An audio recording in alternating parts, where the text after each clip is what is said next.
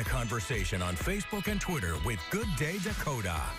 And welcome back. It's 5:37.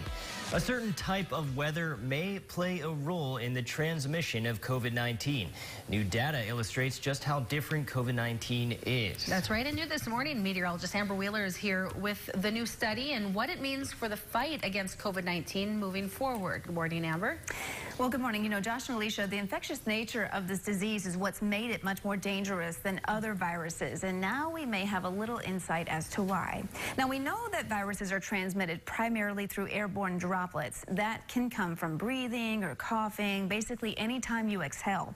Two researchers from a university in Cyprus have now proven that weather can impact those airborne droplets. They suggest that the virus can behave a little differently, mainly due to its structure.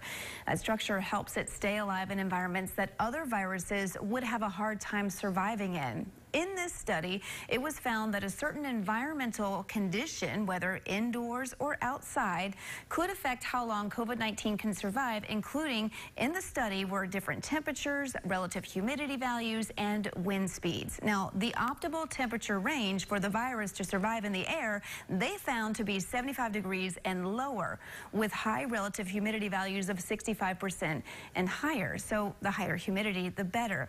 The study showed that the lower the humidity values, the drier the air and the more evaporation of the airborne droplets, which lowered the virus's survival rate. This contradicts what we know about other viruses, that lower humidity helps keep them airborne. Now, it was also discovered that at wind speeds of just 2.5 to around 9 miles per hour can send the virus nearly 20 feet away from you. But the further it travels, the lesser its concentration and droplet size. So it's important to understand here that there are several ways that you can contract the virus. It doesn't mean that it can't be transmitted in other weather conditions, just that there are optimal weather conditions for the airborne droplets containing the virus to survive in a little longer. Studies like this are really understood in conjunction with other new data we continue to get, and this can help guide us in our safety measures going forward. Now, the more knowledge that we have in the future, the better equipped we are in fighting this pandemic. Hence, knowledge is power. When studies like this are released and contradict what we know about the virus, it can be frustrating and confusing to the public, but we're on the ground level of new studies. Contradicting studies in science happen all the time.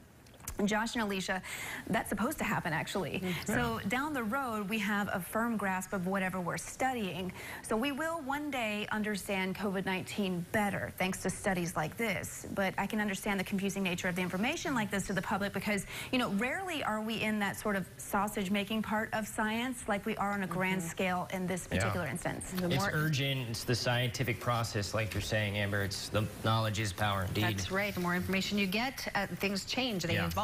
Absolutely. So it's very, very interesting on how that works. So we'll keep up to date on those studies and see what happens. Thanks very much, Amber. Now let's check out our National Day calendar.